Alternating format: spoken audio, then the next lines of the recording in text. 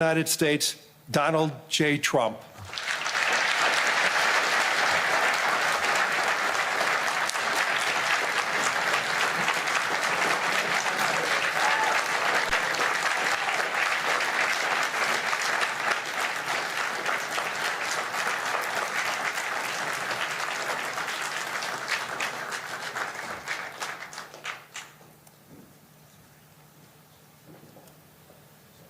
Well, thank you very much, Larry. It's great to be back in beautiful Davos, Switzerland, and to address so many respected business leaders, so many friends, few enemies, and all of the distinguished guests. It's a who's who, I will say that.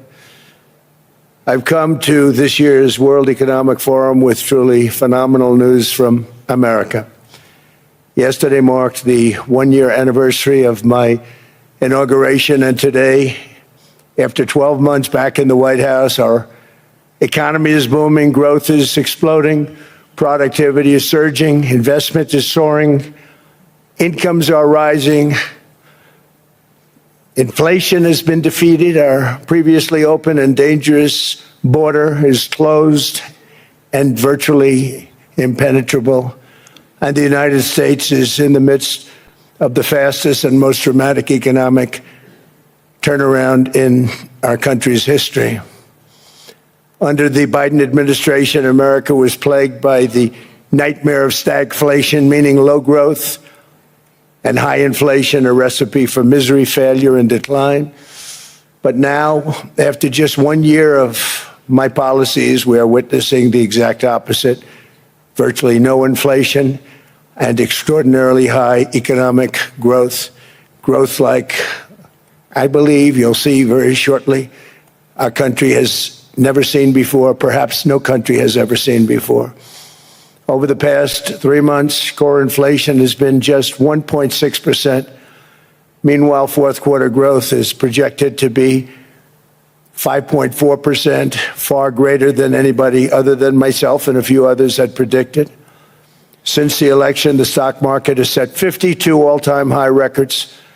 So that's in 1 year, 52 records, adding $9 trillion in value to retirement accounts, 401ks, and people's savings.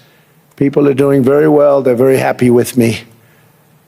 Since my inauguration, we've lifted more than 1.2 million people off of food stamps, and after 4 years in which Biden secured less than $1 trillion of new investment in our country. Think of that, 1 trillion, substantially less than that.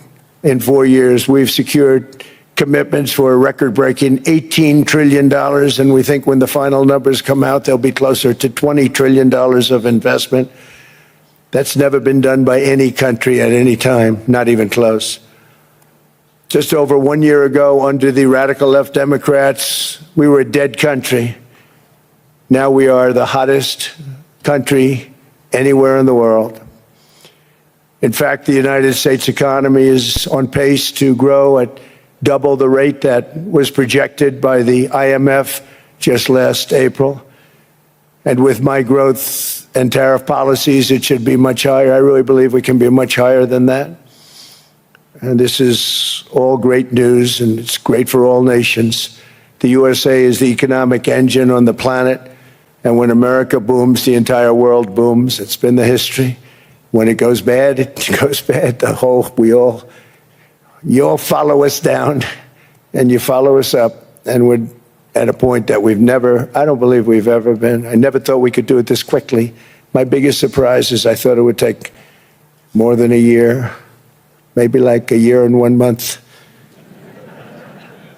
But it's happened very quickly. This afternoon, I want to discuss how we have achieved this economic miracle, how we intend to raise living standards for our citizens to levels never seen before, and perhaps how you too and the places where you come from can do much better by following what we're doing, because certain places in Europe are not even recognizable, frankly, anymore. They're not recognizable. And we can argue about it, but there's no argument. Friends come back from different places. I don't want to insult anybody and say I don't recognize it. And that's not in a positive way. That's in a very negative way. And I love Europe, and I want to see Europe go good, but it's not heading in the right direction. In recent decades, it became conventional wisdom in Washington and European capitals that the only way to grow a modern Western economy was through ever-increasing government spending, unchecked mass migration, and endless foreign imports. The consensus was that so-called dirty jobs and heavy industry should be sent elsewhere, that affordable energy should be replaced by the Green New Scam, and that countries could be propped up by importing new and entirely different populations from faraway lands. This was the path that sleepy Joe Biden administration and many other Western governments very foolishly followed, turning their backs on everything that makes nations rich and powerful and strong. And there's so much potential in so many nations. The result was record budget and trade deficits and a growing sovereign deficit driven by the largest wave of mass migration in human history. We've never seen anything like it. Quite frankly, many parts of our world are being destroyed before our very eyes, and the leaders don't even understand what's happening. And the ones that do understand aren't doing anything about it. Virtually all of the so-called experts predicted my plans to end this failed model would trigger a global recession and runaway inflation. But we have proven them wrong. It's actually just the opposite.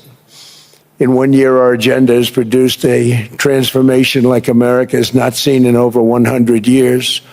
Instead of closing down energy plants, we're opening them up. Instead of building ineffective, money-losing windmills, we're taking them down and not approving any. Instead of empowering bureaucrats, we're firing them, and they're going out and getting jobs in the private sector for 2 and 3 times what they were making in government.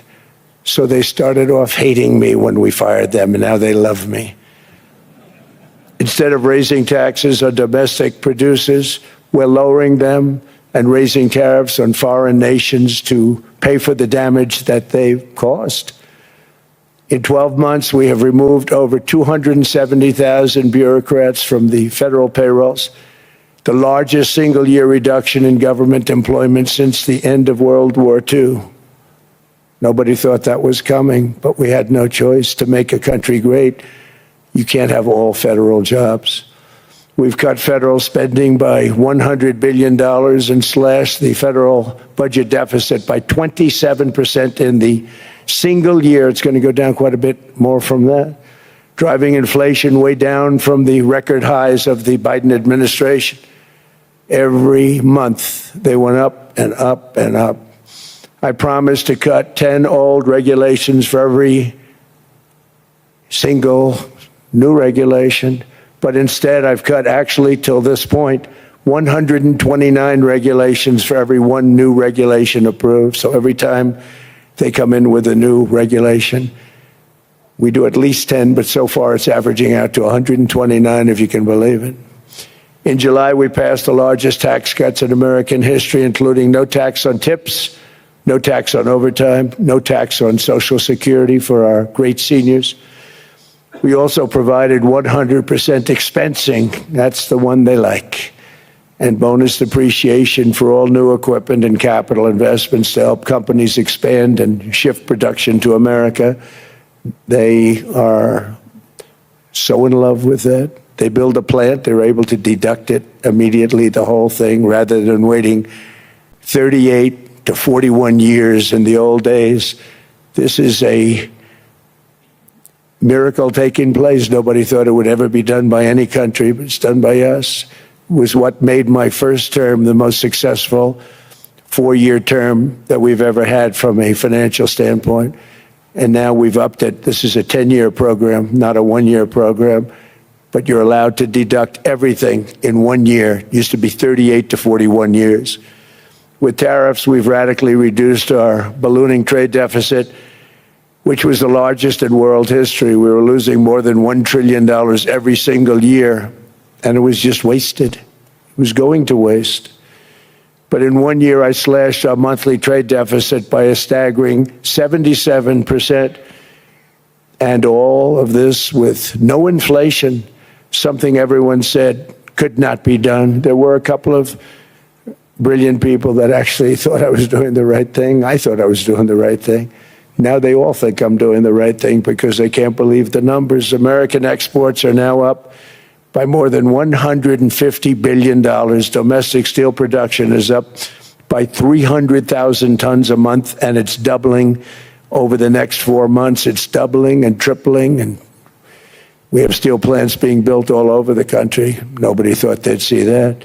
Factory construction is up by 41%, and that number is really going to skyrocket right now because that's during a process that they're putting in to get their approvals, and we've given very, very quick, fast approvals. In the process, we've made historic trade deals with partners covering 40% of all U.S. trade. Some of the greatest companies and countries in the world. We have countries as our partner, too. The European nations, Japan, South Korea. They're our partners. They've gone into massive deals with us, especially on oil and gas. And these agreements raise growth and cause stock markets to boom, not only in the U.S., but virtually every country that came to make a deal, because, as you've learned, when the United States goes up, you follow. It's really become a staple. In America, I've stopped the nation-wrecking energy policies that drive up prices while sending jobs and factories to the world's worst polluters. They are indeed polluters. Under sleepy Joe Biden, new domestic oil and gas leases fell by 95%. Think of that. Then they wonder, why was gasoline going up so fast? The gasoline actually topped $5 a gallon, and some places $7 a gallon, and more than 100 major power plants were violently shut down by incompetent people that had no idea what the hell they were doing. Under my leadership, U.S. natural gas production is at an all-time high by far. U.S. oil production is up by 730,000 barrels a day, and last week we picked up 50 million barrels from Venezuela alone.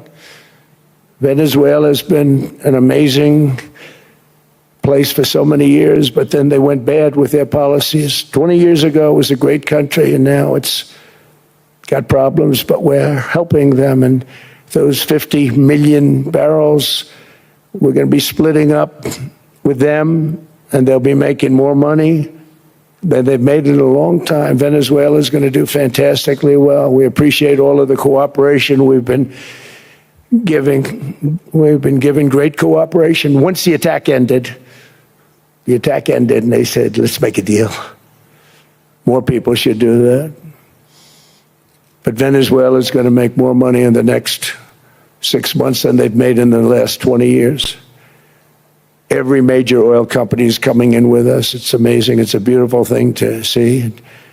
The leadership of the country has been very good. They've been very, very smart. The price of gasoline is now below $2.50 a gallon in many states, $2.30 a gallon in most states. Then we'll soon be averaging less than $2 a gallon. In many places, it's already down even lower, $1.95 a gallon. Numerous states are at $1.99, numbers that nobody has heard for years. Actually, since my last administration, we got it down to around those numbers. I've signed an order directing and approval of many new nuclear reactors. We're going heavy into nuclear. I was not a big fan because I didn't like the risk, the danger, but they have the progress they've made with nuclear is unbelievable, and the safety progress they've made is incredible. We're very much into the world of nuclear energy, and we can have it now at good prices and very, very safe. And we're leading the world in AI by a lot. We're leading China by a lot. I think President Xi respects what we've done, in part because I've allowed these big companies building these massive buildings to build their own electric capacity. They're building their own power plants, which, when added up, is more than any country anywhere in the world is doing. I read recently an article in the Wall Street Journal that China's creating so much energy, and they are. I got to hand it to them. But we're creating as much or more, and we're letting them do that. I'm very proud of it. It was my idea. I said, you can't create this much energy. We needed more than double the energy currently in the country just to take care of the AI plants. And I said, we can't do that. We have an old grid system. And I came up with the idea, you people are brilliant. You have a lot of money. Let's see what you can do. You can build your own electric generating plants. And they looked at me. They didn't believe me. All of the names that are, I think, in the room right now, if you want to know the truth, they didn't believe it. And I said, no, you can't. They came back 2 weeks and they didn't have the plant. They said, we thought you were kidding. I said, no, not only am I not kidding, you're going to have your approvals within 2 weeks. I always say nuclear will take 3 weeks. But most aren't going that. They're going oil and gas. They're even going coal in some cases. Because of my landslide election victory, the United States avoided the catastrophic energy collapse which befell every European nation that pursued the Green New Scam, perhaps the greatest hoax in history. The Green New Scam, windmills all over the place, destroy your land, destroy your land. Every time that goes around, you lose $1,000. You're supposed to make money with energy, not lose money. Here in Europe, we've seen the fate that the radical left tried to impose on America. They tried very hard. Germany now generates 22% less electricity than it did in 2017. And it's not the current chancellor's fault. He's solving the problem. He's going to do a great job. But what they did before he got there, I guess that's why he got there. And electricity prices are 64% higher. The United Kingdom produces just 1/3 of the total energy from all sources that it did in 1999. Think of that, 1/3. And they're sitting on top of the North Sea, one of the greatest reserves anywhere in the world, but they don't use it. And that's one reason why their energy has reached catastrophically low levels with equally high prices. High prices, very low levels. Think of that, 1/3. And you're sitting on top of the North Sea, and they like to say, well, that's depleted. It's not depleted. It's got 500 years. They haven't even found the oil. The North Sea is incredible. They don't let anybody drill. Environmentally, they don't let them drill. They make it impossible for the oil companies to go. They take 92% of the revenues. So the oil companies say, we can't do it. They came to see me. Is there anything you can do? I want Europe to do great. I want UK to do great. They're sitting on one of the greatest energy sources in the world, and they don't use it. In fact, their electricity prices have soared 139%. There are windmills all over Europe. There are windmills all over the place, and they are losers. One thing I've noticed is that the more windmills a country has, the more money that country loses, and the worse that country is doing. China makes almost all of the windmills, and yet I haven't been able to find any wind farms in China. Did you ever think of that? It's a good way of looking at it. They're smart. China's very smart. They make them, they sell them for a fortune.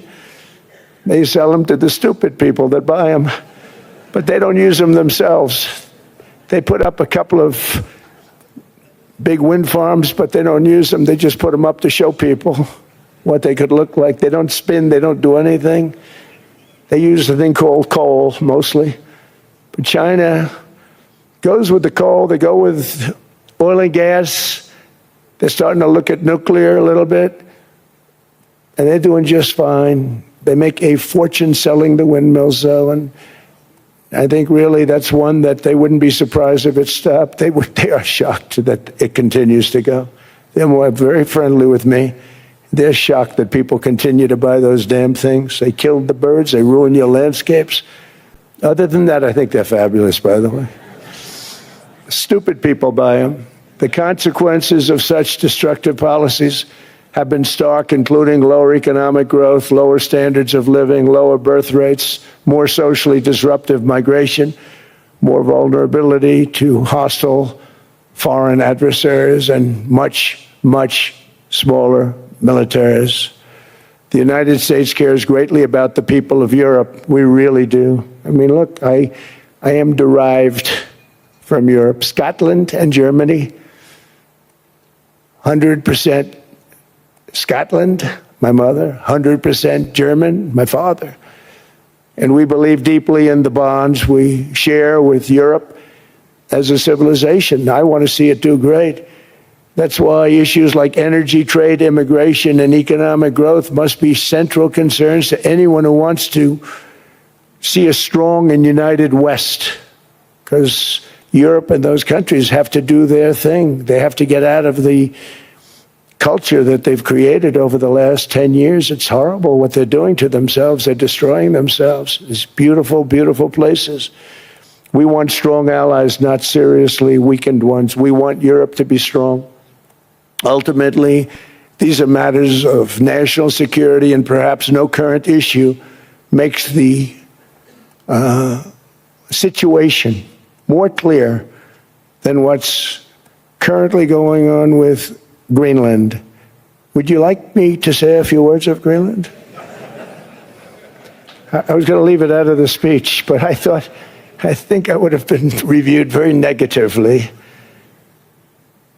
I have tremendous respect for both the people of Greenland and the people of Denmark, tremendous respect.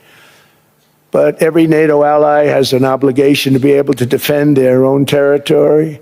And the fact is, no nation or group of nations is in any position to be able to secure Greenland other than the United States.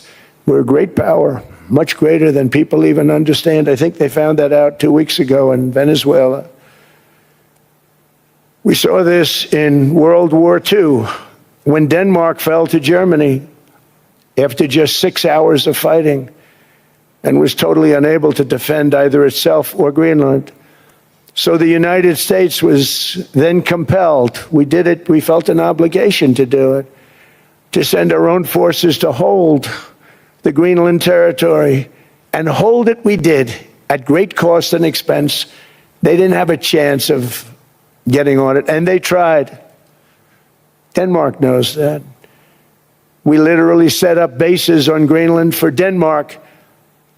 We fought for Denmark. We weren't fighting for anyone else. We were fighting to save it for Denmark. Big, beautiful piece of ice. It's hard to call it land. It's a big piece of ice. But we saved Greenland and successfully prevented our enemies from gaining a foothold in our hemisphere. So we did it for ourselves also. And then after the war, which we won it big. Without us, right now you'd all be speaking German and a little Japanese, perhaps. After the war, we gave Greenland back to Denmark. How stupid were we to do that? But we did it. But we gave it back. But how ungrateful are they now? So now our country and the world face much greater risks than it did ever before because of missiles, because of nuclear, because of weapons of warfare that I can't even talk about. 2 weeks ago, they saw weapons that nobody ever heard of. They weren't able to fire one shot at us. They said, what happened? Everything was discombobulated. They said, we've got them in our sights. Press the trigger, and nothing happened. No anti-aircraft missiles went up. There was one that went up about 30 feet and crashed down right next to the people that sent it. They said, what the hell is going on? Those defensive systems were made by Russia and by China. So they're going to go back to the drawing boards, I guess. Greenland is a vast, almost entirely uninhabited and undeveloped territory. It's sitting undefended in a key strategic location between the United States, Russia, and China. That's exactly where it is, right smack in the middle. Wasn't important nearly when we gave it back. You know, when we gave it back, it wasn't the same as it is now. It's not important for any other reason, you know, everyone talks about the minerals. There's so many places. There's no rare earth, no such thing as rare earth. There's rare processing, but there's so much rare earth. And to get to this rare earth, you got to go through hundreds of feet of ice, That's not the reason we need it. We need it for strategic national security and international security. This enormous unsecured island is actually part of North America, on the northern frontier of the Western Hemisphere. That's our territory.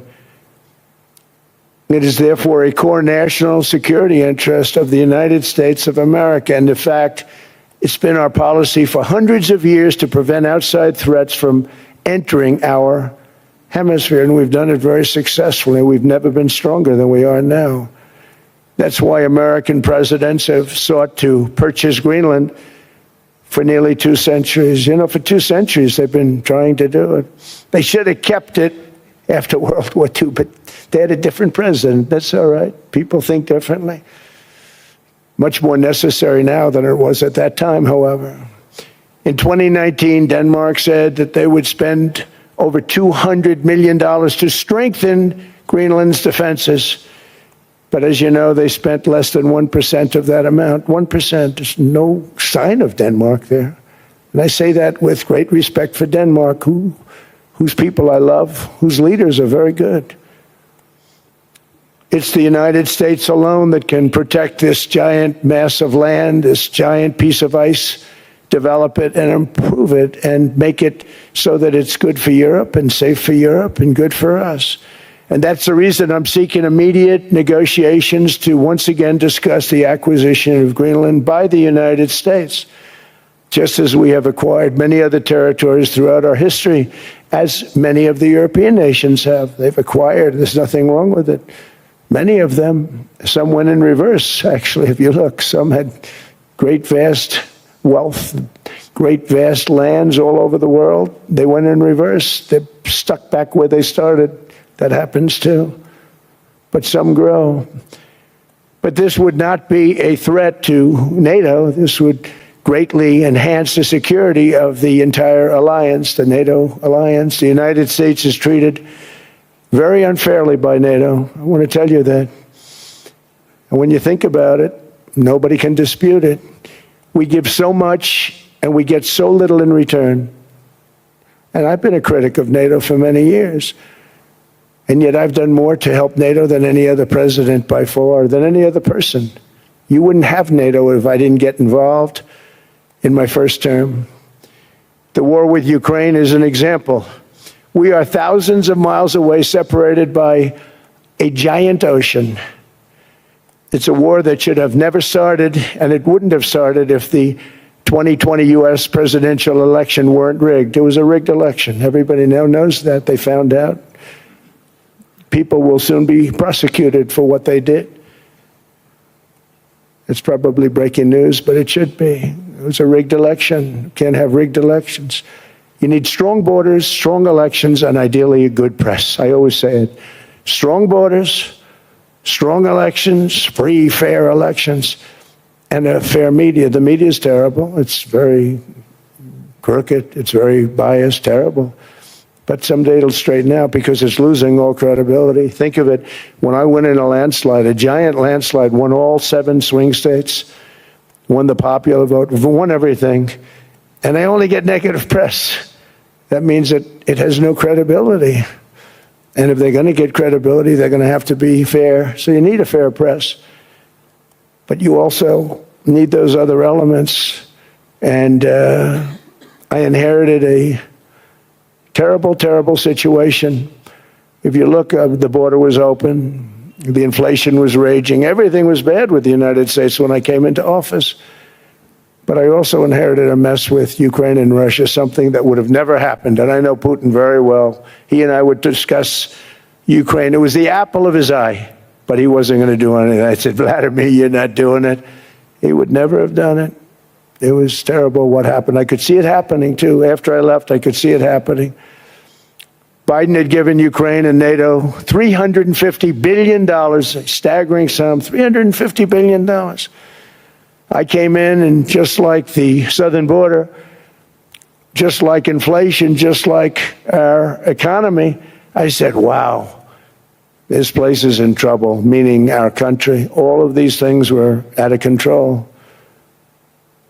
But the border was out of control. We fixed it with the strongest border anywhere in the world. and have now been working on this war for 1 year, during which time I settled 8 other wars. India, Pakistan, I settled other wars that were, Vladimir Putin called me, Armenia, Azerbaijan. He said, I can't believe you settled that one. They were going on for 35 years. I settled it in 1 day. And President Putin called me. He said, you know, I can't believe I worked on that war for 10 years trying to settle it. I couldn't do it. I said, do me a favor, focus on settling your war. Don't worry about that one.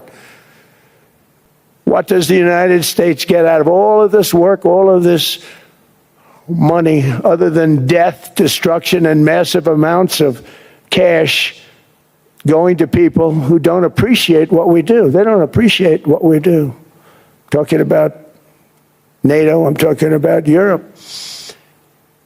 They have to work on Ukraine. We don't. The United States is very far away. We have a big, beautiful ocean separating us. We have nothing to do with it. Until I came along, NATO was only supposed to pay 2% of GDP, but they weren't paying. Most of the countries weren't paying anything. The United States was paying for virtually 100% of NATO. And I got that stopped. I said, that's not fair. But then, more importantly, I got NATO to pay 5%, and now they were paying, and now they are paying. So something nobody said was possible. They said, we will never go up higher than 2%. But they went to 5%, and now they're paying the 5. They didn't pay the 2, and now they're paying the 5. And they're stronger for it, and they have an excellent, by the way, Secretary General, who's possibly in the room. Mark, are you here? Yes, he's here. Hello, Mark. We never asked for anything, and we never got anything. We probably won't get anything unless I decide to use excessive strength and force, where we would be, frankly, unstoppable. But I won't do that. Okay? Now everyone's saying, oh, good. That's probably the biggest statement I made, because people thought I would use force. I don't have to use force. I don't want to use force. I won't use force. All the United States is asking for is a place called Greenland, where we already had it as a trustee, but respectfully returned it back to Denmark not long ago, after we defeated the Germans, the Japanese, the Italians, and others in World War II. We gave it back to them. We were a powerful force then, but we are a much more powerful force now, after I rebuilt the military in my first term and continue to do so today. We have a budget of $1.5 trillion. We're bringing back battleships. The battleship is 100 times more powerful than the great battleships you saw in World War II, those great, big, gorgeous ships, the Missouri, the Iowa, the Alabama. Because I thought maybe we could take them out of mothballs. They said, no, sir, these ships are 100, think of that, 100 times more powerful than those big, magnificent pieces of art that you saw so many times ago, that you still see on television. You say, wow, what a force. 100 times, each ship 100 times more powerful than the big battleships of the past. So that was the end of the mothball story. So what we have gotten out of NATO is nothing, except to protect Europe from the Soviet Union and now Russia. I mean, we've helped them for so many years. We've never gotten anything, except we pay for NATO. And we paid for many years until I came along. We paid for, in my opinion, 100% of NATO, because they weren't paying their bills. And all we're asking for is to get Greenland, including right title and ownership, because you need the ownership to defend it. You can't defend it on a lease. Number one, legally it's not defensible that way, totally. And number two, psychologically, who the hell wants to defend a license agreement or a lease, which is a large piece of ice in the middle of the ocean, where if there is a war, much of the action will take place on that piece of ice. Think of it. Those missiles would be flying right over the center of that piece of ice. All we want from Denmark for national and international security and to keep our very energetic and dangerous potential enemies at bay is this land on which we're going to build the greatest golden dome ever built. We're building a golden dome that's going to, just by its very nature, going to be defending Canada. Canada gets a lot of freebies from us, by the way. They should be grateful also, but they're not. I watched your Prime Minister yesterday. He wasn't so grateful. But they should be grateful to us. Canada lives because of the United States. Remember that, Mark, the next time you make your statements. What we did for Israel was amazing, but that's nothing compared to what we have planned for the United States, Canada, and the rest of the world. We are going to build a dome like no other. We did it for Israel. And by the way, I told Bibi, stop taking credit for the dome. That's our technology. That's our stuff. But they had a lot of courage, and they were good fighters, and they did a good job, and we wiped out the Iran nuclear threat like nobody can believe. Nobody's ever seen anything like it. That, Venezuela, taking down Soleimani, wiping out al-Baghdadi when he tried to reinstitute ISIS. We did a lot. I did a lot of big things, all perfectly executed. Everyone was perfectly executed. Somebody told me that, a military expert told me, sir, everything you've done has been perfectly executed. I said, I know. So other presidents have spent, whether foolishly or not, trillions and trillions of dollars on NATO and gotten absolutely nothing in return. We've never asked for anything. It's always a one-way street. Now they want us to help them with Ukraine. And let me say, we're going to. I'm really helping, not even them. I want to see, last week, if you saw, it was 10,000 soldiers, but last month it was 31,000 soldiers died. 31,000. That's this room times, the number of people in this room times 30. Think of it. 30,000 soldiers died in 1 month. The month before it was 27,000. The month before that it was 28,000. The month before that it was 25,000. It's a bloodbath over there. And that's what I want to stop. It doesn't help the United States, but these are souls. These are young people. Look like you, look like some of you right in the front row. They go to war. Their parents are so proud. Oh, there he goes, comes back. 2 weeks later, they get a call, your son's head's been blown off. I want to stop it. It's a horrible war. It's the worst since World War II. They keep going, they'll exceed World War II. The numbers are staggering, how many people they've lost. They don't want to talk about it. Ukraine and Russia lost just tremendous amounts. And I'm dealing with President Putin, and he wants to make a deal, I believe. I'm dealing with President Zelensky, and I think he wants to make a deal. I'm meeting him today. He might be in the audience right now. But they got to get that war stopped because too many people are dying, needlessly dying. Too many souls are being lost. It's the only reason I'm interested in doing it.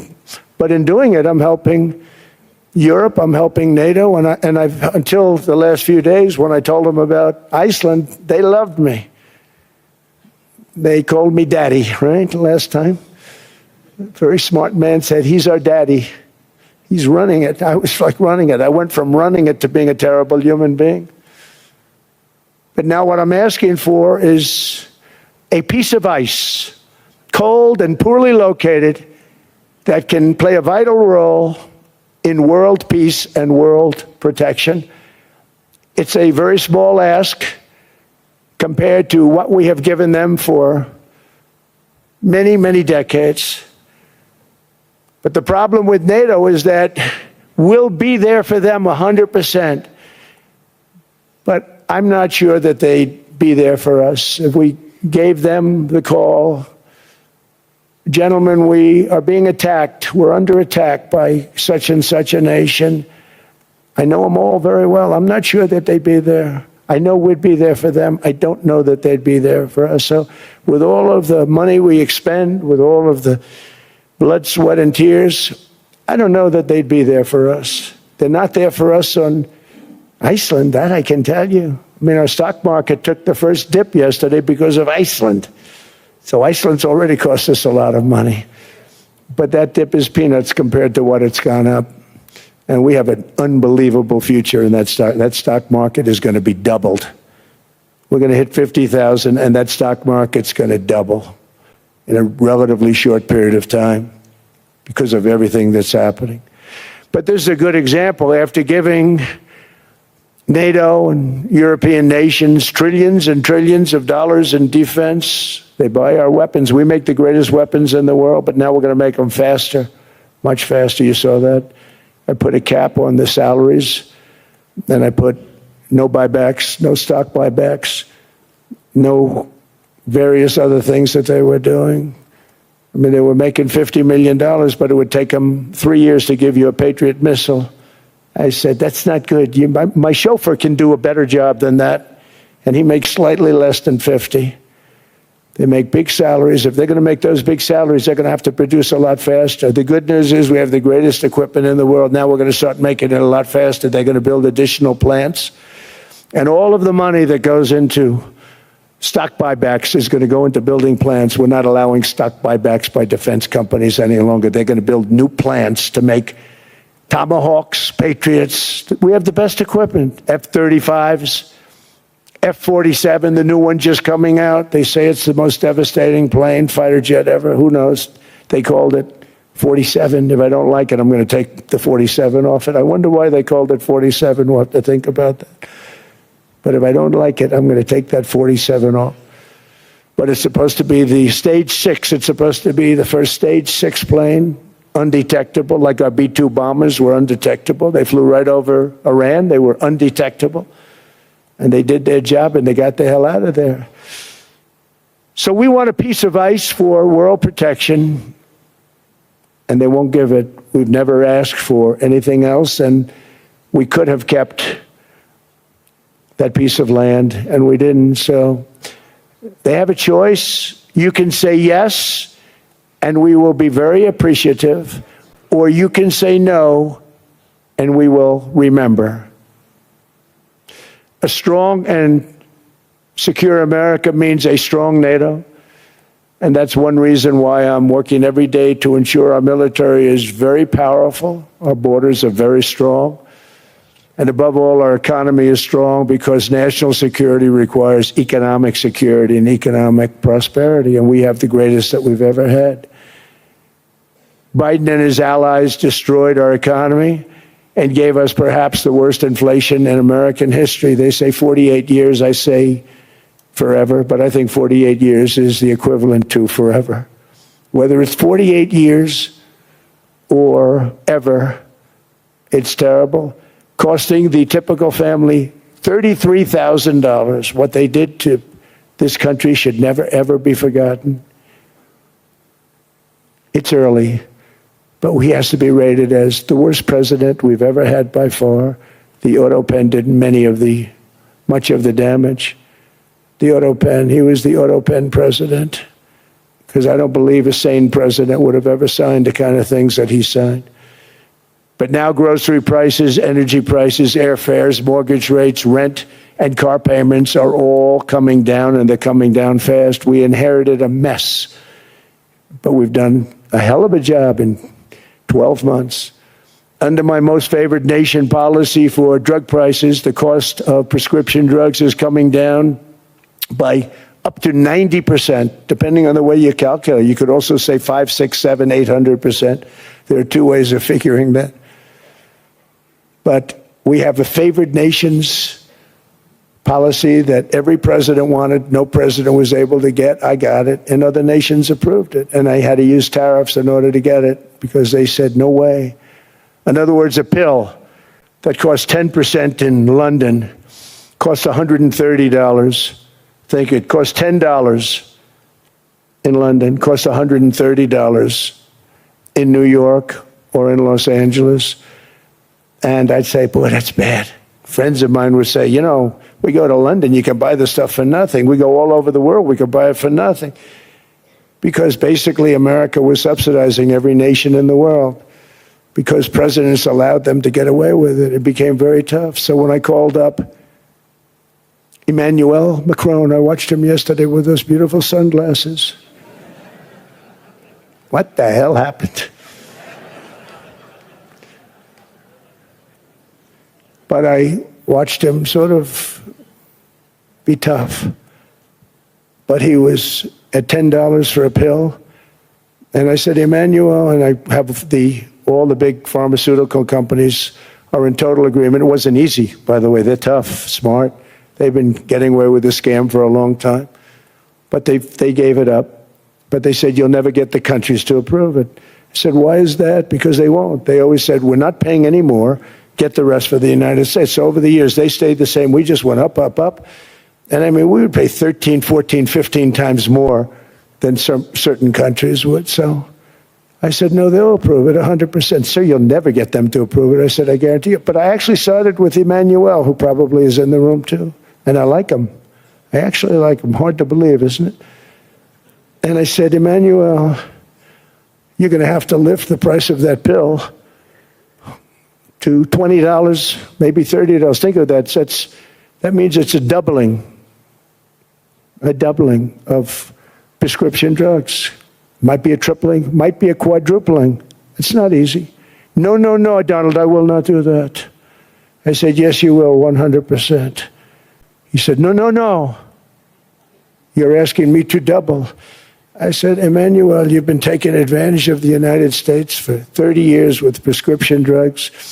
You really should do it, and you will do it. I have no doubt. In fact, I am 100% sure you're going to. No, no, no, I will not do it. Because yes, in all fairness, he has to double or triple. Because the world being a bigger place than the United States, it's not that you meet in the middle. You just have to go up some, and we come down a lot. They go up a little, we come down a lot.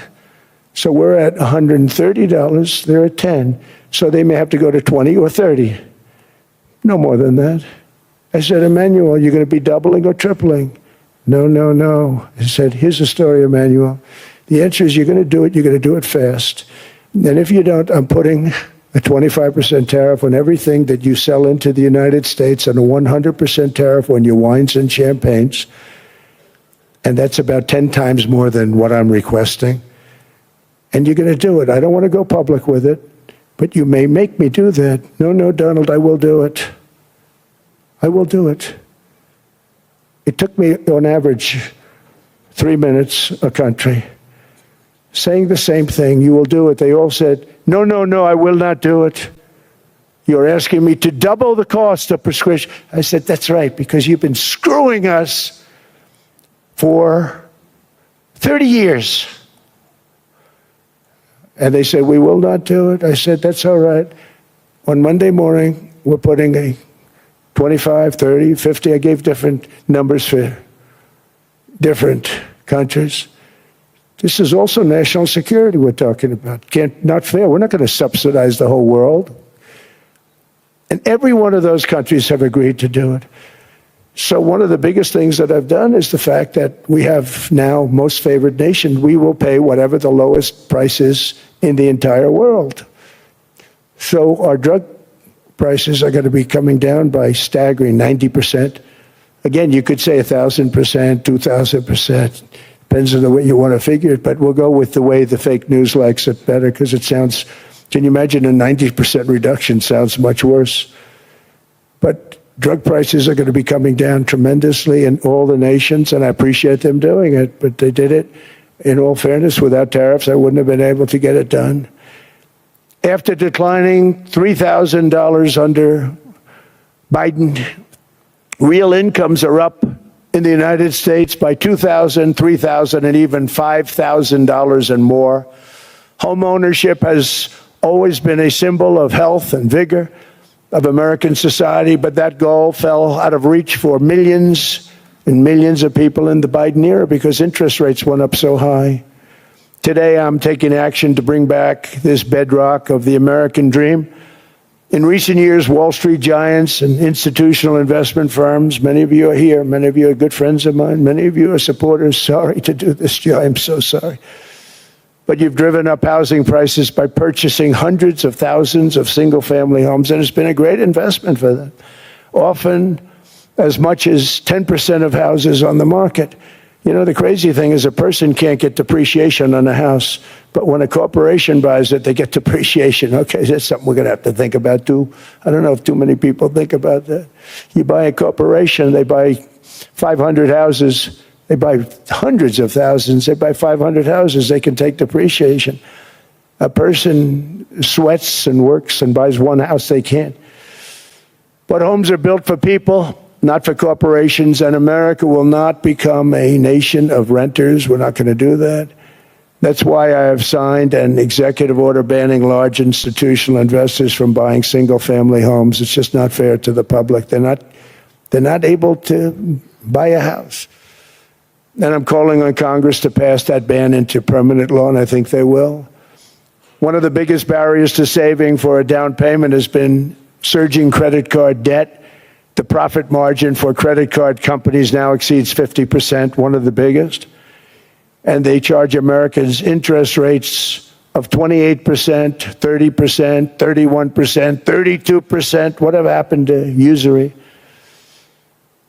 So to help our citizens recover from the Biden disaster, all caused by this horrible president, just horrible president, I'm asking Congress to cap credit card interest rates at 10% for 1 year. And this will help millions of Americans save for a home. They have no idea they're paying 28%. They go out there a little late in their payment and they end up losing their house. It's terrible. To unleash innovation in savings and financing, I'm also working to ensure America remains the crypto capital of the world.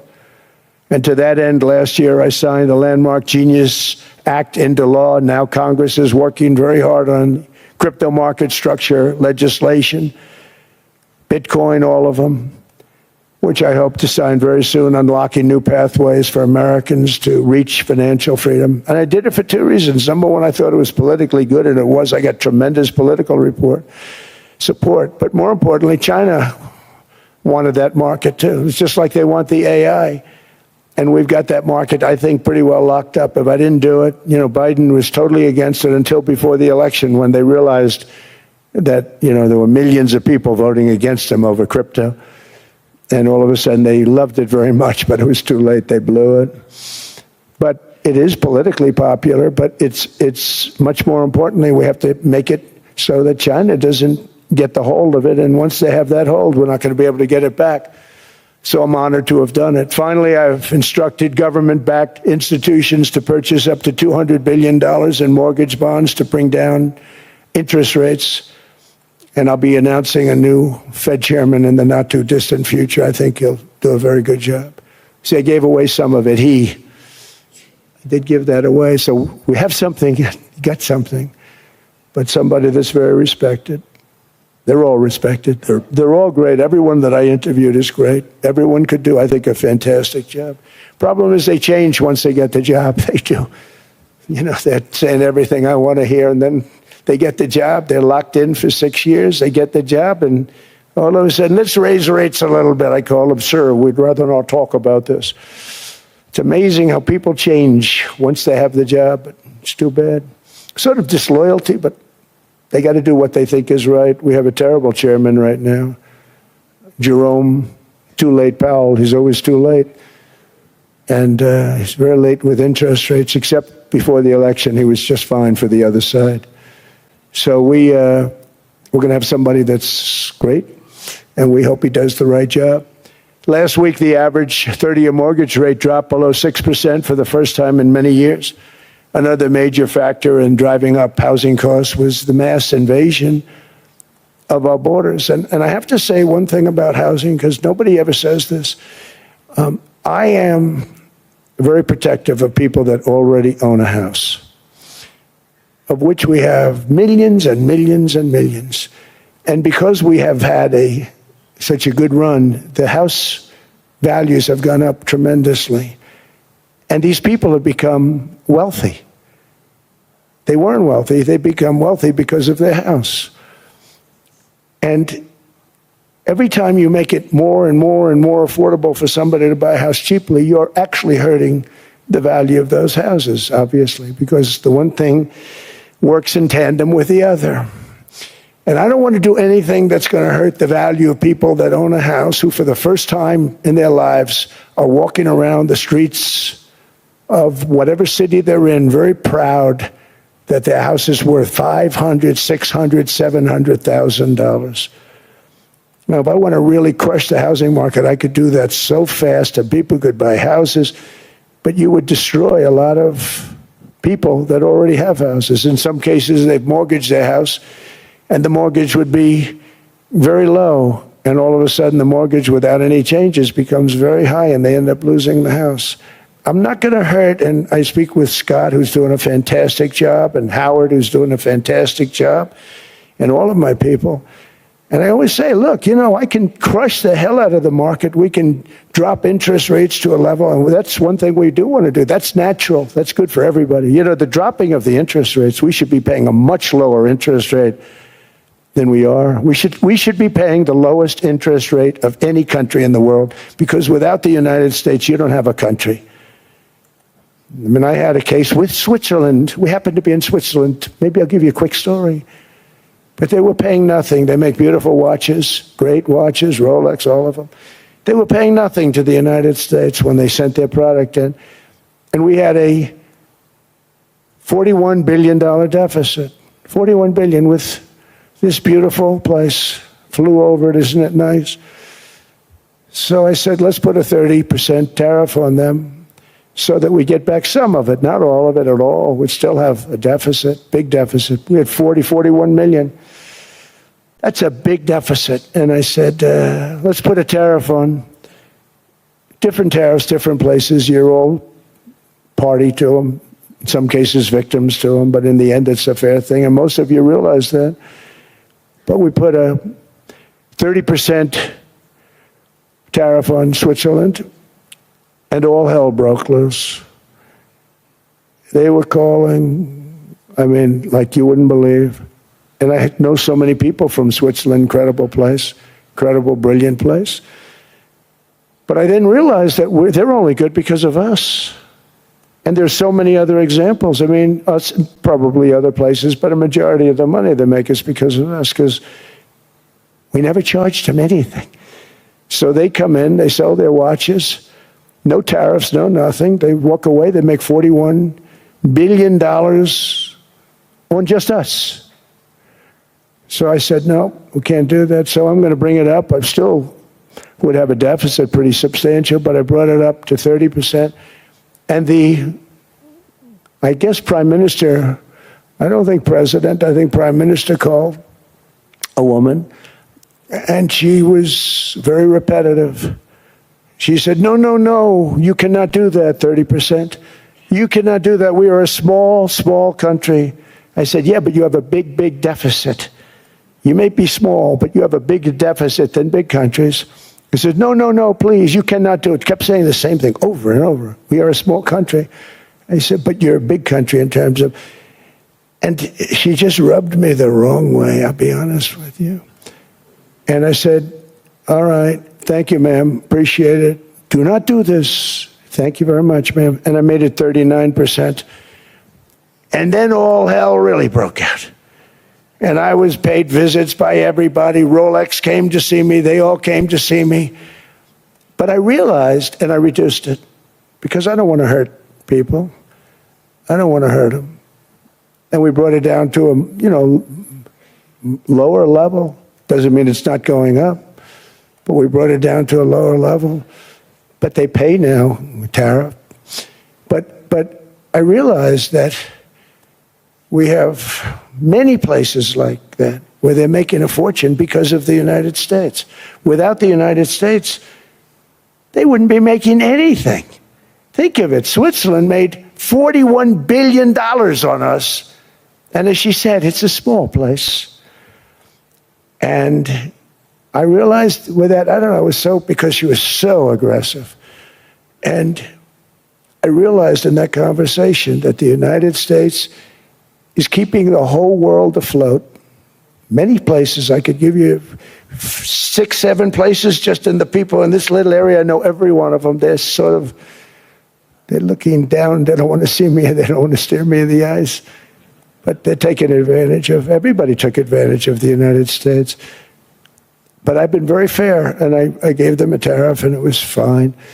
But I realized that without us, it's not Switzerland anymore. Without us, it's not any of the countries that are represented here. And we want to work with the countries. We want to work with them. We're not looking to destroy them. I could have said 39, 40%. I could have said I want a 70% tariff, then we make money with Switzerland. But Switzerland would have been probably destroyed, financially destroyed. I don't want to do that. But we should be paying the lowest interest rate of everybody. I hope Scott's listening to this, because we should be paying the lowest interest rate of everybody. Without us, most of the countries don't even work. And then you have the protection factor. Without our military, which is the greatest in the world by far, without our military, you have threats that you wouldn't believe. You wouldn't believe. You don't have threats because of us, and that's because of NATO. One other thing, and I have to say it so importantly, in the old days, and I used to say I'm the youngest in the room. Now I'm among the older. I hate to say it. I don't feel old, but I'm among the older. But I remember not long ago, 20, 25 years ago, when good news came out about, let's say, the United States. The United States had a great quarter. The United States had a great month. All the stocks went up. And that's the way it's supposed to be. Now when they say the United States had a record quarter, it's unbelievable how well it's doing, all the stocks crash because they say, oh no, inflation, they're going to raise interest rates. And they do. Some of these stupid people like Powell, they raise interest rates. And what they do is they stop you from being successful. It used to be when we had a great quarter, a great month, great earnings, great anything, any good news, the stock market went up. That's the way it's going to be. We got to do that again because that's the way it should be. Now when we have a great month, they want to kill it. Like we did over 5%. People were surprised. We should do 20%. We could do 25%. When we announce good numbers, and the reason is they're so petrified of inflation. And growth doesn't mean inflation. We've had tremendous growth with very low inflation. In fact, growth can fight inflation, proper growth. So we want to get back to the days when we announce great numbers, because we're going to be announcing phenomenal. You know, all these factories that are being built at record, thousands of businesses are being built right now. Remember, $18 trillion is invested. I think the second number is 3, and that was China many years ago. Investments in the country from outside. 18 trillion, nobody's ever seen. And that's money coming in and building things, factories. Thousands of businesses are being built, thousands. Hundreds of big factories, car plants are moving back to the United States. They're coming in from Canada, they're coming in from Mexico, from Japan. Japan's coming in and building plants here in order to avoid tariffs. They're coming in from China, they're coming in from all over the world. We have more plants being built now, car plants, than we've ever had built, even in the heyday from the 1940s and 50s. And they're bigger. They don't use renovations anymore where they take an old plant, they rip it down, they build a brand new plant, super modern plant. But it's happening at levels that nobody's ever seen. In 2024, the U.S. built less than 2 million new homes, but Biden admitted more than 8 million new migrants. And those days are over. In 2025, for the first time in 50 years, the United States had reverse migration. Boy, that was nice. And these were criminals that were being taken out of our country because they allowed people to come into our country from jails, from gangs, drug dealers, murderers. 11,888 murderers. We've gotten most of them out. And then ICE gets beat up by stupid people from leadership in Minnesota. We actually are helping Minnesota so much, but they don't appreciate it. Most places do. You know, Washington, D.C. is the safest place now in the United States.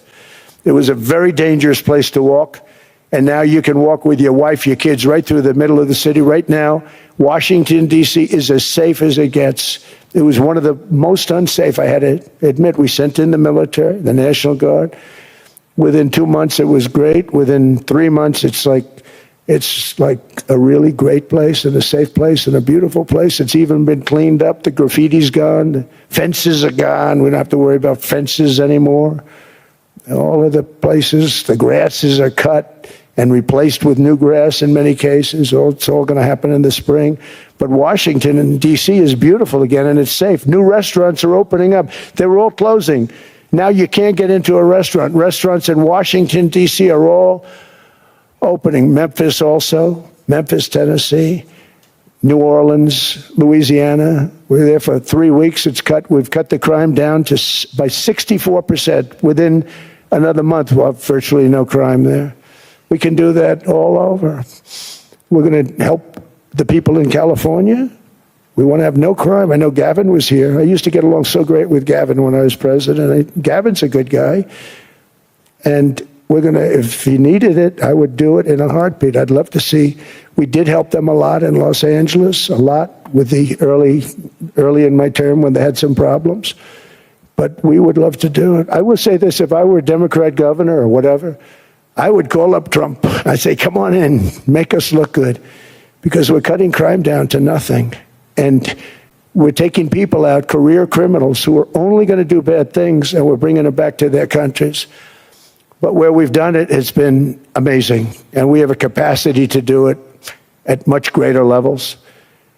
We're cutting illegal aliens off welfare and other government benefits, and I have directed that starting immediately, there will be no more payments to sanctuary cities because they are really just sanctuaries for criminals. They're really protecting criminals, and those are the ones we have to get out of the country. Murderers, drug dealers, the mentally insane. They emptied their mental institutions into the United States. And despite that, we have the lowest crime numbers that we've ever had in the history of the country. Just came out. But equally importantly, we're cracking down on more than $19 billion in fraud that was stolen by Somalian bandits. Can you believe that Somalian? They turned out to be higher IQ than we thought. I always say these are low IQ people. How did they go into Minnesota and steal all that money? And we have, they're pirates, they're good pirates, right? But we shoot them out of the water just like we shoot the drug boats out. They're not pirating too many boats lately, do you notice? When they go out into those boats, they want to take over $1.5 billion tanker loaded up with oil, and they say, we're going to blow up your boat. They have powerful weapons. You hit the side of the boat, you blow the whole thing up. The insurance companies are petrified, so they say, just give them the boat, we'll give them money instead. And I don't do that. We blow them right the hell out of the water. We see them going out, we blow them out of the water. We don't have any pirates so much anymore. If we do, they won't be there long. We've cut down with the hitting of the boats that are loaded up with drugs, including submarines. Can you believe they actually buy small, they call mini subs, very fast. They're meant for drugs. We've knocked out 2 of them. The Democrats say they were fishing. You have ruined somebody's fishing weekend, I would say. A submarine is not a fishing boat. You don't fish. But we've knocked down drugs by water, the oceans, the sea, by 97.2%. Think of that. And I actually say, who the hell are the 3%? Because I would not want to be piloting one of those boats. We knocked them down, and now we're going to start on land. We're going to knock it all out. The land is the easy part. What we did on sea is incredible, and that's our great military. The situation in Minnesota reminds us that the West cannot mass import foreign cultures which have failed to ever build a successful society of their own. I mean, we're taking people from Somalia, and Somalia is a failed, it's not a nation. Got no government, got no police, got no military, got no nothing. And then we have this fake congressperson who they just reported is worth $30 million. You believe this? Ilhan Omar, talking about the Constitution that provides me. She comes from a country that's not a country, and she's telling us how to run America. Not going to get away with it much longer, let me tell you. The explosion of prosperity and conclusion and progress that built the West did not come from our tax codes. It ultimately came from our very special culture. This is the precious inheritance that America and Europe have in common. We share it. We share it, but we have to keep it strong. We have to become stronger, more successful, and more prosperous than ever. We have to defend that culture and rediscover the spirit that lifted the West from the depths of the Dark Ages to the pinnacle of human achievement. We live in an incredible, changing period. It's an unbelievable time, but we have to take advantage of the time that we're in. In our hands are technologies that our ancestors could scarcely have. They couldn't have even dreamt some of the things that we see today. And so rapidly they're produced. AI, 2 years ago, nobody ever heard of the term, and now everybody's talking about it. And it can have some very good purpose. It could also have some dangerous purpose, and for that we have to watch out. But some tremendous things are happening because of it.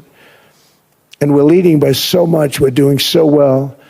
But opportunities that are bigger and grander than ever before in human history are right before us. It is the pioneers in this room. Many of you in this room are true pioneers. You're truly brilliant people. Just your ability to get a ticket is brilliant because you have about 50 people for every seat. I don't know what. That's Larry. Everything Larry touches turns to gold. He made this very successful. But you're in this room, and some of you are the greatest leaders anywhere in the world. You're the greatest brains anywhere in the world. And the future is unlimited, and to a large part because of you, and we have to protect you, and we have to cherish you. I always say we have to cherish our brilliant people because there aren't many of them. So together with confidence, boldness, and persistence, let us lift up our people, grow our economies, defend our shared destiny, and build a future for our citizens that is more ambitious, more exciting, more inspiring, and greater than the world has ever seen.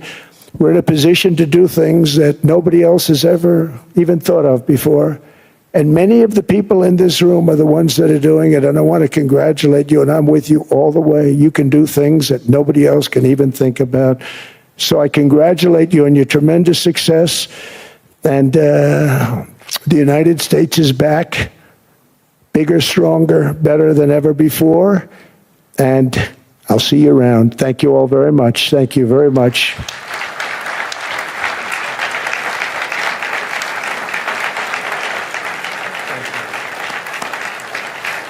Thank you.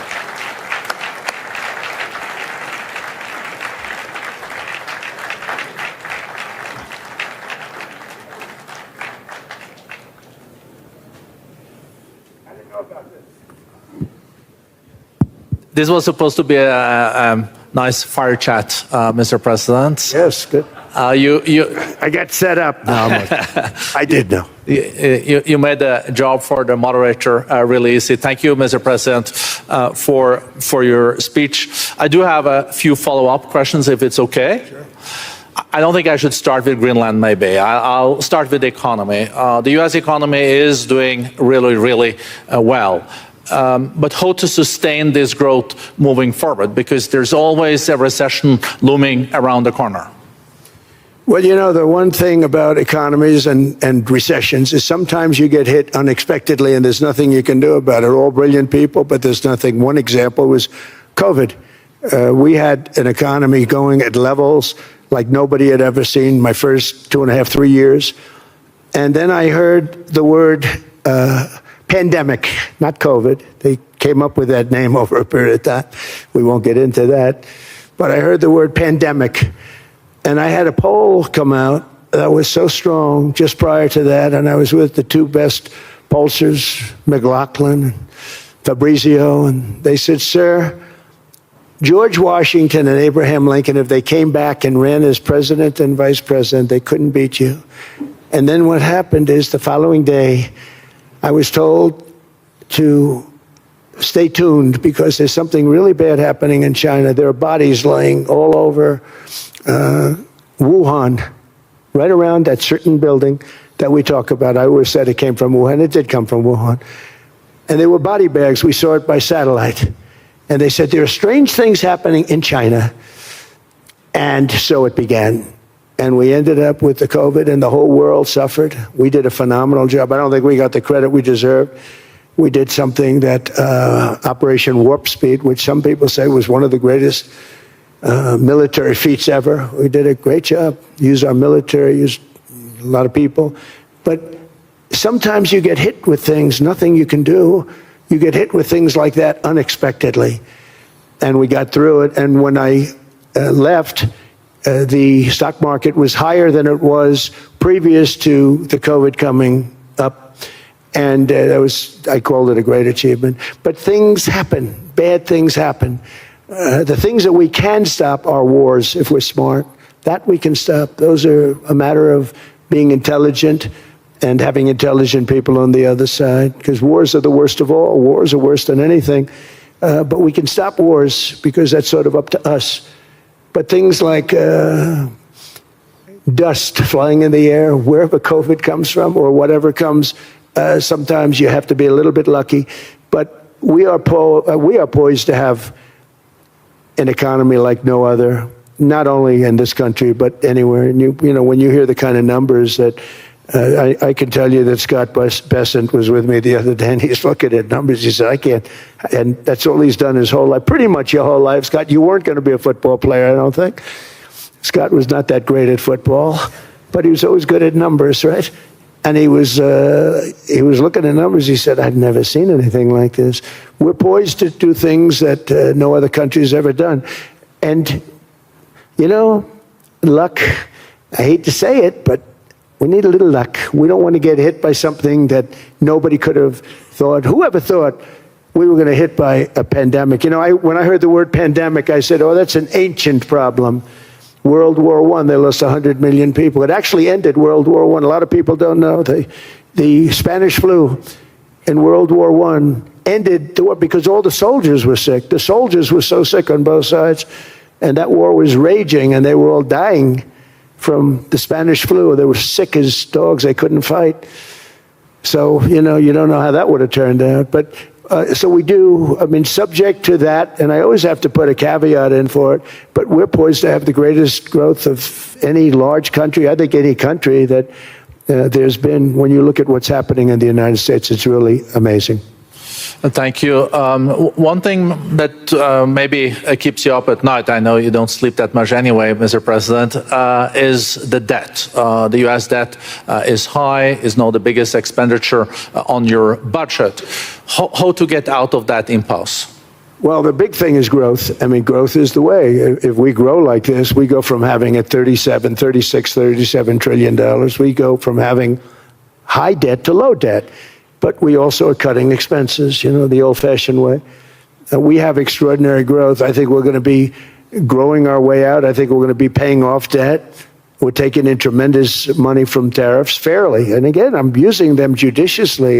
You know, Switzerland's a case study. I could have gotten much more. I could have asked for much more. But we're using them judiciously. But I think growth, most importantly, and then cutting costs. Now, if you take a look at Minnesota, $19 billion in fraud and other things. People going to airports, they came into the country, they don't have 10 cents, and they're leaving with hundreds of thousands of cash in their bags. When we get to that, and our DOJ, Pam, and Todd, and all the people that work over there, and all of the people that work in here, I can tell you, Scott Bessent is working on that. It's a priority, right? You have your whole team. We're in there looking for where this money is coming from, how much it is. It could be more than $19 billion. Can you believe that? That's just one state.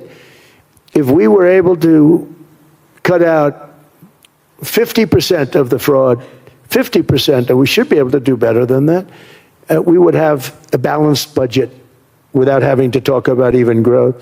So we have a lot of options, but we're working very hard on that. That's a big deal. It's not just the protests, the fake protests done by agitators and, you know, professional insurrectionists. That's what they are. They're professional troublemakers. But we are looking very strong at the money too in Minnesota and other places. I think, Mr. President, also the $500 billion invested in artificial intelligence and the frontier technologies last year also were driving growth exponentially in the U.S. Well, AI has been a big factor. AI is massive. I mean, Mark Zuckerberg showed me a plant where he put it over a map of Manhattan, and it was basically the size of Manhattan. This is not, I said, you got to be kidding. It's a plant that was miles long, miles wide, very high. I don't think it was high like the Empire State Building, but it was high. And it literally covered most of the island of Manhattan. That's called a big plant. And, you know, when I heard they're going to spend $50 billion building it, I said, what are they, you know, if you spend $50 million, you can build a nice little shopping center. If you spend $500 million, you can build a good shopping center. But how do you spend $50 billion? When I looked at this thing, I said, you think you'll be able to do it for that? It's amazing when, you know, some of the plants that I see, and I see them all. And again, so big is we're letting them build their own electric generation. This way we have no problem. And otherwise they'd be complaining. There'd be nobody able to, you know, we have an old grid system. And not only that, they're going to sell at a very cheap price the excess electricity that they create back into our grid. So that'll solve some problems for certain states that don't have enough electricity. We also know that on the AI, there is fierce competition between the US as the largest economy in the world, 27% of the global GDP and 5% of the global population, not doing that badly, and China. And we know that that competition is very tough on AI. I know you're heading to a state visit to China in April. How do you see the US-China relationship moving forward? Are you able to combine this tough competition with also collaboration? So I've always had a very good relationship with President Xi and with President Putin. Talk about, you know, the larger powers. But I've always had a very good relationship with President Xi of China. He's an incredible man. What he's done is amazing. He's highly respected by everybody. And I do now. I mean, now I have good. It was very severely interrupted by COVID. I used to call it the China virus, but he said, do you think you could use a different name? And I decided to do that because why should we have a problem over that? But I would do that, and they were. You're a true diplomat, huh? I became a diplomat for the first time. Well, you know who taught me that? Marco Rubio. Marco Rubio. He said, let me teach you about diplomacy. Hey, any guy that gets approved by 100% of the votes, think of it, he got liberal Democrats and radical right Republicans to approve him. He's the only one. The next one was like lost 45 votes, right? But he got all 100 votes voting for him. And at first I wasn't happy about it. I said, wait a minute, I don't like that. And now it turns out that the Democrats probably wish they didn't do that. And Marco has been fantastic. Marco, stand up, please. You have done a great job as Secretary of State. He's going to go down as the best Secretary of State. And Scott, and we have Susie, who's the first female Chief of Staff, and she's the best Chief of Staff, too. And I see Howard Lutnick, who I know spoke. And Howard's fantastic. Some of the deals we're doing are great. And I want to pay particular attention because we have Chris. And Chris, you got up and spoke, I think. He's the #1 oil man in the world because I was going to put Doug Burgum, who's fantastic. I don't know if Doug's here. Is Doug here? Doug Burgum is fantastic. He said, sir, there's one man better than me. And he introduced me to Chris. And he turns out to be. So we're drilling more oil and gas now than we ever have by almost double. Is that right, Chris? And on top of it, we get a lot coming out of Venezuela. So anyway, so we're doing great. The country is just doing great. We have great people. Thank you. And I see other people. We have Steve Witkoff. We have Jared. I got so many people. I'm in trouble because when I go back, they're going to be people with long faces. Sir, you didn't introduce me. I got so many people. And we have a lot of the greatest people anywhere in the world. I know them all. So I won't continue because we'd be here all day. Thank you, Mr. President. We also know that you're a deal maker, and then maybe coming back to Greenland and Ukraine. What kind of deal in the end do you see between the U.S. And Denmark? Because, you know, I guess you see it now as a negotiation going on, or? Well, it's costing Denmark hundreds of millions a year to run it. And Denmark's a small country and wonderful people. But, it's very expensive. It's a very big piece of ice. And it's very important. I mean, I don't want to repeat the speech, but it's very important that we use that for national and international security. That can create a power that will make it impossible for the bad guys to do anything against the perceived good ones. And it's a great block for Europe, just like, Denmark was supposed to spend hundreds of millions of dollars. They didn't spend the money. They didn't spend anything almost. And we'll see what happens. I just say this. NATO has treated the United States of America very unfairly. We never asked for anything. We never got anything. We actually took care of the needs of NATO for years and years, which I felt was always unfair. So I got NATO to pay because they're rich countries. But I think it's time that NATO step up. We're helping them with Ukraine.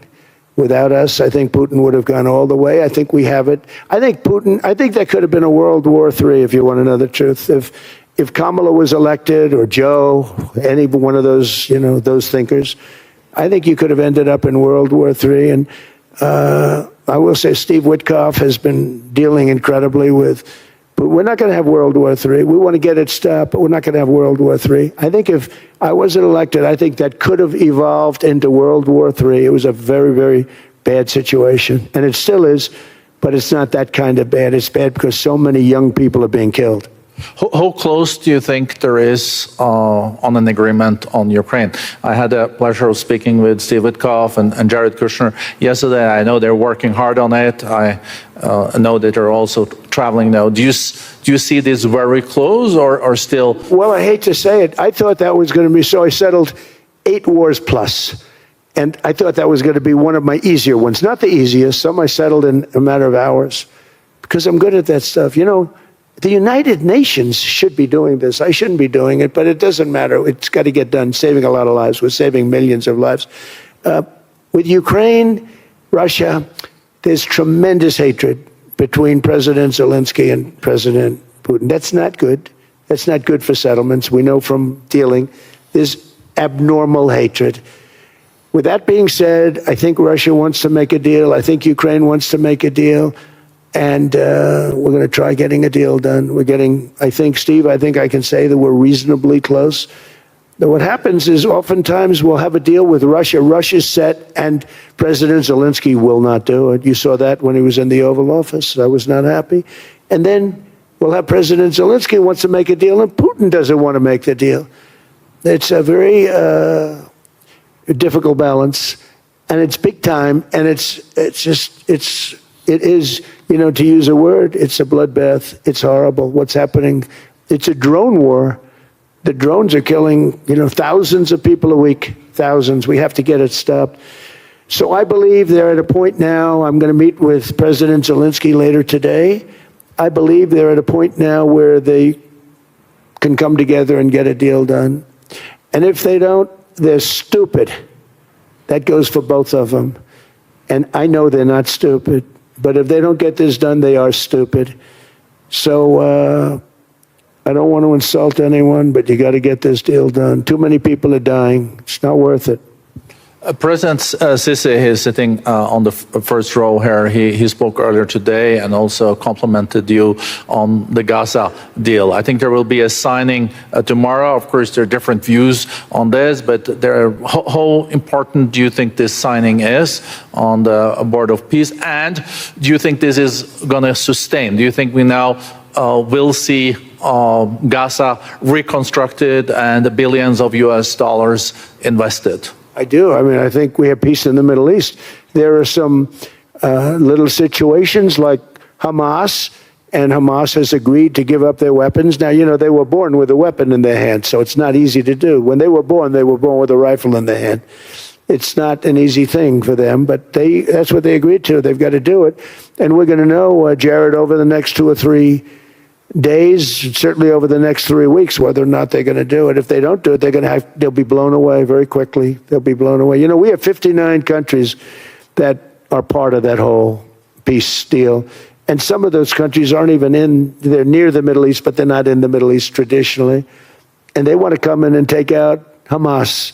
They want to come in. They want to do whatever they can. There's a problem with Hezbollah in Lebanon, and we'll see what happens there, but that's a problem. But there are these little flames, but there's peace in the Middle East. Now, had we not gone in and knocked out with those big, beautiful, we just ordered 25 brand new ones, the latest and the greatest, the B-2 bomber. Think of them, they went in there at 2 o'clock in the morning with no moon, no light, no nothing, and every single one of those massive bombs hit its target, 100,000-pound bombs hit its target, every one of them. And then on top of it, from a submarine 300 miles away, we hit the sites with tomahawks, which is an unbelievable weapon. So, we did our job. If we didn't do that, you would have never had peace in the Middle East. And the countries like Saudi Arabia, UAE, and Qatar could never have, and others could never have signed anything because you would have had this dark cloud, and the dark cloud was Iran with nuclear. Iran would, if we didn't take them out, they would have had a nuclear weapon within 2 months. They were very close to having the nuclear weapon, and we hit them hard. And it was a total obliteration.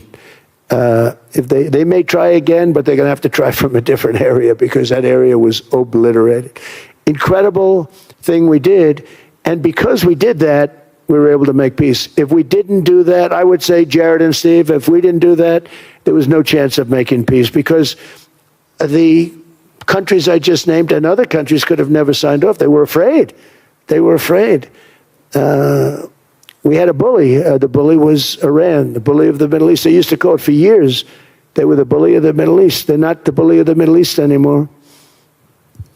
Mr. President, I know you even had to change plane last night, so I guess you didn't have much sleep, but I think but your energy is still there. I know you have several bilateral meetings. I know you're also hosting a reception. So thank you so much for coming back to Davos. Thank you so much. It's highly appreciated. Well, thank you very much. Thank you, everybody, very much. Thank you. Thank you.